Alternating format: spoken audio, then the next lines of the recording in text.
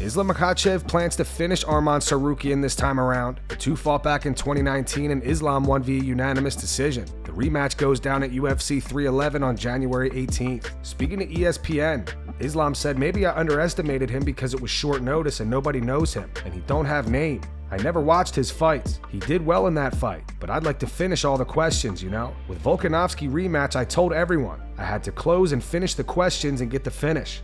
That's why in the second fight, I'm going to be looking for the finish and make everyone shut up. Honestly, I like to fight a second time. I don't like rematch, but when I fight a second time, I know everything that my opponent can do, and it's not going to be a surprise for me.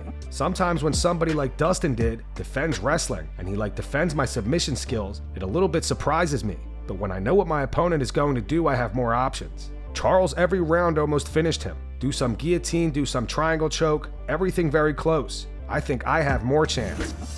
Daniel Cormier and Dustin Poirier go back and forth over whether or not Benoit Saint Denis took Dustin down. Like almost pick yourself knocking out Benoit Saint Denis. I mean, that he kept taking you down. You got up and you got him. He never took me. Hey, yo. Didn't he take he you never down? took me down once. He never took me down once. He kept shooting and shooting. Guillotine. And shooting and That was shooting. the night of the guillotine. Poirier Yes, sir. kept putting himself on bottom with the guillotine. He never took me down once.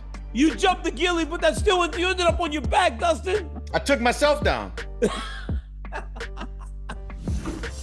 Beneil Dariush discusses whether or not he will soon retire from MMA. Beneil is currently scheduled to fight Renato Moicano at UFC 311. Speaking to MMA Junkie, Beneil said, "I don't know exactly when I'm going to retire. It's one of those things where I'm going to be able to pinpoint to, hey, I'm 36, I'm done. I'm 37, I'm done. It's really two things. Do I have the desire? Then the second part, which is just as important, do I have the ability? Currently, I feel like I have the desire, and I still feel like I have the ability. I don't feel like I'm lacking, and I do believe I've gotten way better over the year. It's been a really good year for improvement and growth. All that's left is being actually able to prove it, getting into that octagon and proving what I've been able to do. If I can do that, I'm going to continue to fight. If I can't do that, there's obviously something missing, and you only get so many chances to fix it. It might be time to consider walking away from this. I have nothing against guys who fight for a long time. I have a lot of respect for these guys, but my desire was always to be champion. If I don't have the ability to be champion, I would more than likely walk away from the sport." Following his KO win over Billy Quarantillo at UFC Tampa, Cub Swanson discusses whether or not he wants to retire. On the Believe You Me podcast, Cub says at this moment he's content and has no desire to fight. No, well, the thing is I feel like I'm ready. I just don't want to make a statement and say this is what I'm doing and then go back on my word. I've been dragging my family along on this journey for so long, and I've realized as I've gotten older that it doesn't just take a toll on me; it takes a toll on everybody.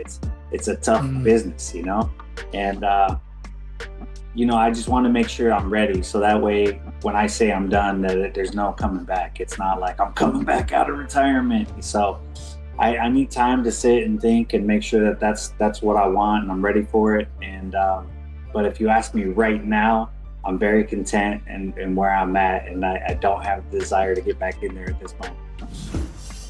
Aljamain Sterling is interested in fighting Brian Ortega or Arnold Allen next. Aljo is currently coming off a close decision loss to Movsar Evloev. Speaking to Home of Fight, Aljo said, "I would like to make a March return. If I do get to get a fight for March, April the latest, I would like to fight Arnold Allen or fight Brian Ortega. I don't think that loss to Movsar should push me down the rankings. I almost felt like it should be treated as a W. It's weird to say it like that because it might come off as funny to people to hear me say that, but honestly that's just how I feel. I feel that I shouldn't have to go fight down the rankings after being 1-1 and losing to a guy that people are saying is going to be the next champion, in a fight that a lot of people still think I won. I think a March return would be nice. I want to stay busy, especially while I can. This is like the first time I've actually been the majority of the post-fight healthy, so I want to take advantage of that." Jon Anik and Kenny Florian give their top 5 pound-for-pound fighters of 2024. Top 5 pound-for-pound fighters in the world as we close the book on 2024. Number 5 for me, Belal, remember the name Muhammad. Number 4, Alexandre Pantoja. Number 3, Ilia Topuria. And number 2, John Jones. The number 1 pound-for-pound fighter in the world is Islam Makhachev. Toughest omission for me was Alex Poatan Pereira, who certainly I think deserves inclusion, but I only got 5 slots. All right, so at number 5, I actually have a non-champ. This is the most controversial pick out of all of them, John. Khamzat Chimaev. Yeah, good for at you, number man. 5. right? I'm looking at skills. I'm looking at everything, not just belts, guys. Number 4, Belal Muhammad. Number 3, Jonathan Jones. Number 2, Islam Makhachev. And number 1, Ilia Topuria. Kamaru Usman discusses a potential fight with Belal Muhammad. Usman says that's the fight he wants, but is down to fight somebody else if the UFC is unwilling to book it. And as far as me and Belal fighting, I think it's a fantastic fight. I've already said it. He does what I do, but I do it better. You know, it's like so it's, yeah. I would love to watch that fight. You know, I don't feel like he's fought someone obviously like me that makes it up better than he does, that hits harder than he does. And and that's the thing is, how do you deal with someone that can take you down, that can hold you down, and that could also break your freaking face? How do you deal with that? The Belal situation, I think that's a great fight, and I can't say enough about it. Obviously, that's what I would want, but you know, it's up to the company. If they feel like they want me to fight someone else, then I will fight someone else when I'm ready to return. That's it. Stephen A. Smith says Conor McGregor would lose to Logan Paul if their exhibition match ever happens. Yesterday, Conor posted this to X. He wrote, "The rumors of a bout with Topuria are false. I am in preliminary agreements with the Albani family to face Logan Paul in a boxing exhibition in India. I have agreed. I will then seek my return to the octagon." On ESPN, Stephen A. Smith said, "I think Logan Paul is going to beat him. I don't think that Conor McGregor is a boxer. He's a striker. So he's sitting up there and he ain't even throwing his jab. He's pitter-pattering. You ain't clipping Logan Paul like that. You've got to do more than that. We don't know yet which size gloves they're using, but it doesn't matter. Unless it's pillows like 16 or 18 ounces, it ain't going to work. I just think that Logan Paul is bigger. He's a much bigger man. He's a more experienced boxer. Those big muscles are going to make you a bit slower, and you've got to remember that Conor had quickness. He could catch you quick and clip you. That's not going to be the case in the boxing ring." Chris Weidman chokes out his friend who lost in poker. He posted this video to his Instagram. In the caption, he wrote, "He lost in poker last night. It was either pay $5K or get choked unconscious. What do you do?" Yeah.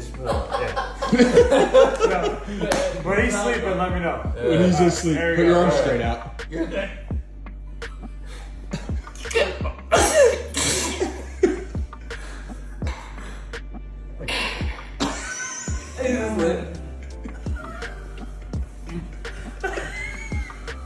Whoa!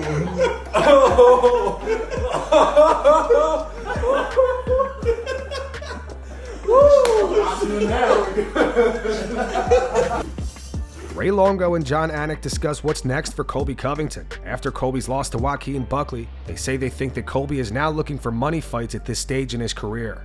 He looks like he's going to be up for a cash grab wherever he could get it. He seems like that guy. He brings the whole shtick with him that nobody cares about. I don't know. Yeah, he's probably, look, he's getting up there. He wants to, you know, it's almost like, you know, the guys with the pensions, they work like the last 2 or 3 years, they put in like 500 hours a week so they can build up that pension. That's similar to the same thing. These guys built their name up. He was an interim champ, and I think he wants to cash out any way he can. That's the way I look at it. So you think he's fighting for a payday only these days?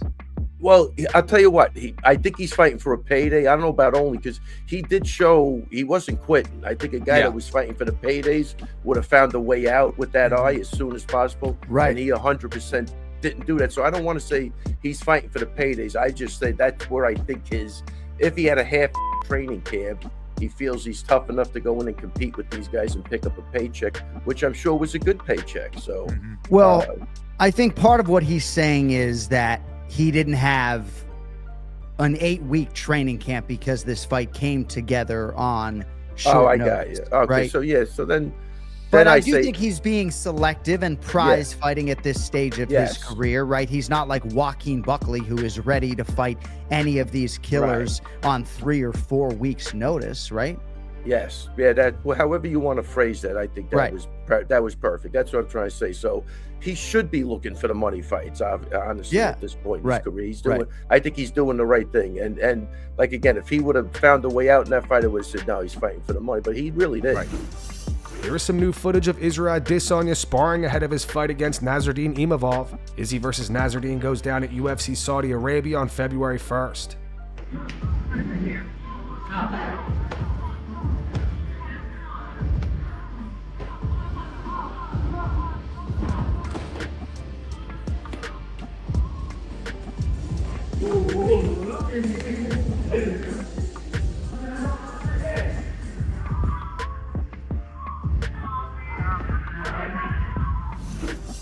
Khabib Nurmagomedov urges Dustin Poirier and the older guys in the lightweight division to stop fighting. Dustin recently hinted that he's fighting soon, and Dana White also said they have something in the works. Dustin posted this to X. He wrote, "There will be blood. See you soon." Dustin Poirier said he's been teasing one last fight, his last dance, and recently he was on Twitter and he said basically that he's got something cooking and that quote unquote there will be blood.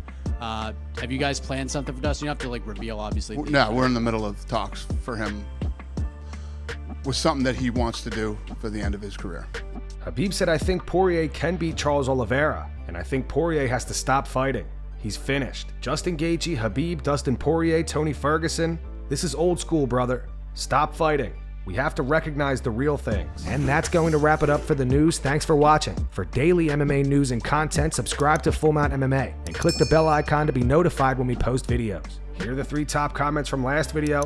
The first one's from Evian Fresh 14. It says Conor McGregor is the biggest joke of 2024. The second one's from Dana White is a genius. It's in reference to the footage of Colby Covington losing at the poker table. It says that's literally what happens at every poker tournament except for the dude that wins it. And the final one's from TTP MMA. It says Kamaru ducking Buckley now? Dude, it's been over a year. Just fight if you're not scared. Those were the 3 top comments from last video. If you want to be featured in the next one, all you have to do is comment down below. And if you missed yesterday's news, click the video on screen right now to get caught up.